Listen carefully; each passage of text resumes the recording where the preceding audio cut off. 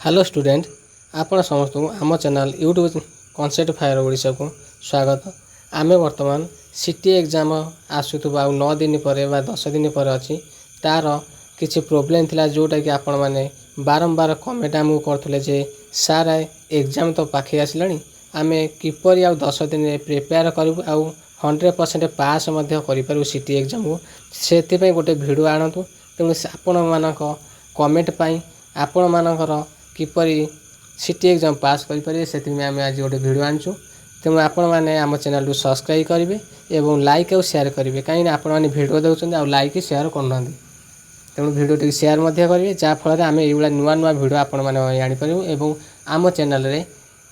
City exam related किसी question अच्छी प्रति सब्जेक्ट मैथ ओडिया मैथमेटिक्स आमर सोशल साइंस सब सब्जेक्ट अच्छी आपण मैंने भी देखिपारे। तो आसतु आम ये सब डाउट यही वीडियो आम क्लीयर करवा किपरि आपण सिटी एग्जाम पास करेंगे।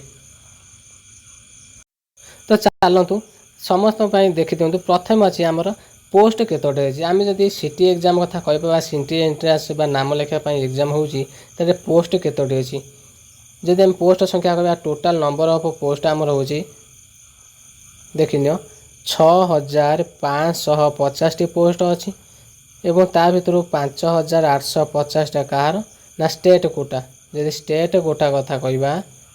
5850 एवं टोटाल जदि मोट कहवा 6550 अच्छी। तेणु आपण मानक जदि पोस्ट दरकार आपण मानक केवल गोटे पोस्ट दरकार कहीं आमे जदि सिलेक्ट होती केवल यही पोस्ट मध्य आमर गोटे पोस्ट दरकार। तेणु आप गोटे पोस्ट पर कॉम्पिटिटिव करेंगे कहीं आपड़ तो दुईट पोस्ट नहीं पारे। तेणु गोटे पोस्ट पर आपण मैंने चेष्टा करेंगे जहाँफल आप गोटे पोस्ट पर सिलेक्ट हो पारे। तेणु से गोटे पोस्ट पर कौन करवा जदि आम गोटे पोस्ट कथा कहवा कौन करवा ना जदि आम आपणकर प्रथम कैटेगरी देखा कहीं समस्ते विभिन्न कैटेगरी सिलेक्ट हे। जदि कैटेगरी कथा कहवा आम एससी कैटेगरी जदि आम एससी कैटेगरी कथा कहवा एससी कैटेगरी रिजर्वेशन अच्छी 16% किंतु आम टोटाल सीट कथा आम नवा 831 सीट अच्छी एससी कैटेगरी एसटी कैटेगरी नवा 1153 सीट एससीबीसी रे नवा 566 सीट और यूआर रे 2557 पोस्ट अच्छी आम जदि कहवा 2557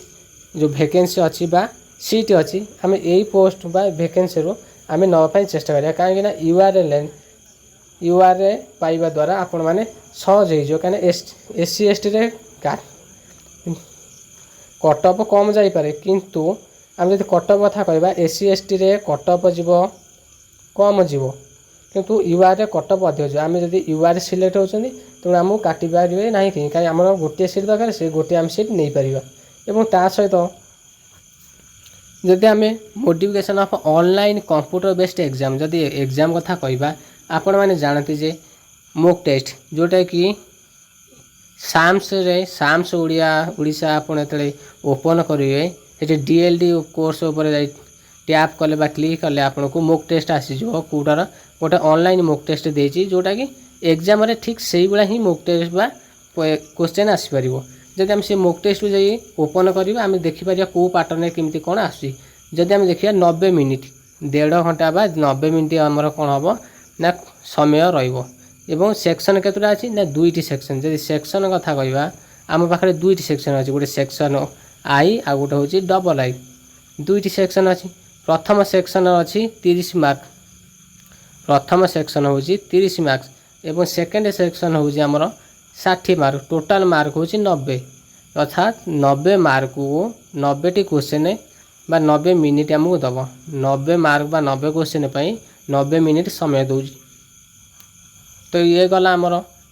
सेक्शन 1 सेक्शन 2 कथा तेज आम नेक्स्ट जावा आडमिट कार्ड आपण मानकर 5 तारिख में आसूची 5 सेप्टेम्बर आडमिट कार्ड आसो एवं एग्जाम हूँ आमर 12 सेप्टेम्बर रु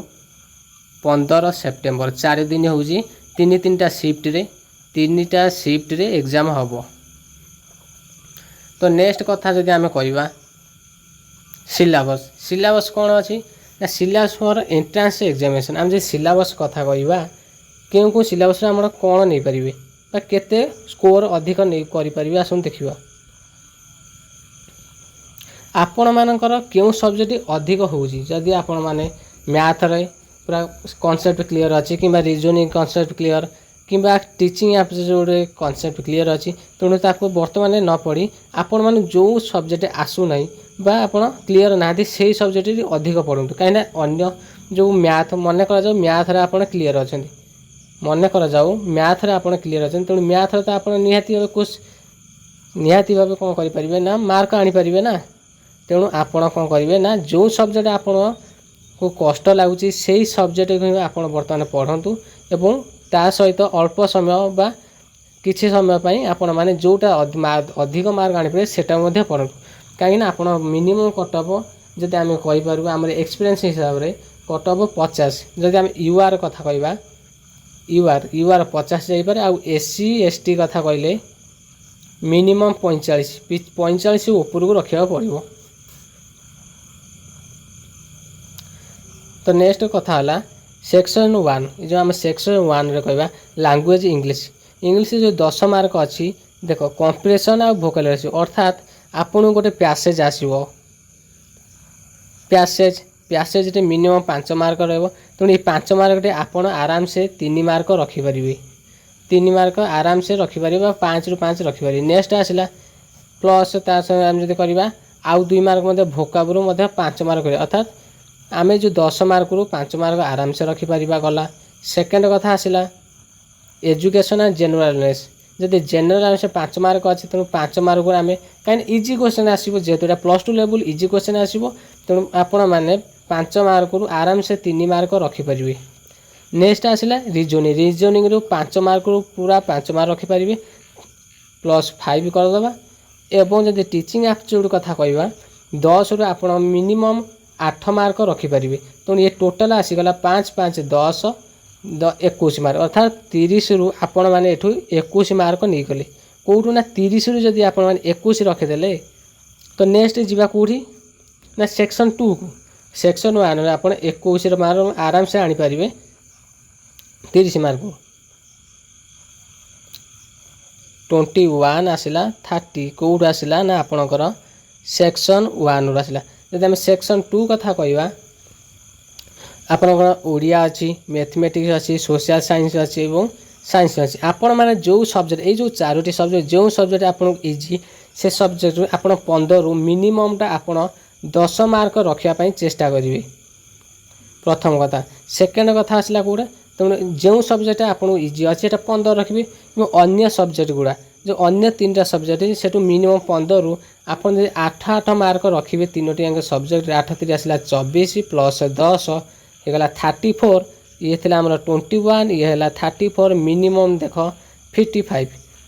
जदि आम मिनिमम जदि कटअप कथा कह 55 मार्क आप निहत रखिपारे आप से रखिपारे जो आप कॉन्फिडेंट थे जे हाँ मुझे निश्चित भाव गोटे पोस्ट नहीं पारि तो आप निश्चित भाव एग्जाम को क्लीयर करेंगे कहीं जदि आप भाव जन भविष्य टीचर हे जन टीचर है अन्य स्टूडेंट मानक भविष्य गढ़े तेणु आपने निहत भाव जड़े टीचर भाव में गढ़ी तोड़ा सृष्टि हो पारे कहीं आपणकर मन भर एक टीचर बा टीचर हूँ गोटे प्रोफेशन ये प्रोफेशन पशिया मन भर गोटे शक्ति अच्छी बा सबल शक्ति अच्छी दृढ़ शक्ति अच्छी दृढ़ इच्छा अच्छी तेणु आपण मनोबल को आप इच्छा अनुसार कौन करें ना सुदृढ़ करेंगे और आप गोटे पोस्ट निहाती यही भितर गोटे पाइपर। तो यही थी आम मानकर कॉन्सेप्ट क्या उपरे ना आम सिटी एग्जाम किपर क्लीयर करेंगे तेणु आपण मैंने सिटी एग्जाम को निहाती इजिली बा आम कहीपर सहज उपाय क्रैक करें। तो यही वीडियो देखापी आम चैनल को सब्सक्राइब करेंगे और शेयर कहीं शेयर द्वारा आपण मानकर फ्रेंड उपकृत हो पारे जहाँफल आपण मैंने सिटी जदि आप कौन ग्रुप अच्छे सिटी ग्रुप डीएलडी सॉरी आप तो डीएलडी सिटी बर्तमान एग्जाम देवे ना कहीं आप +2 ग्रुप थी 10th क्लास ग्रुप थी सेटी प्रोवाइड कले से किसी उपकृत हो पारे। सो I will come back in another video. जय हिंद जय जगन्नाथ।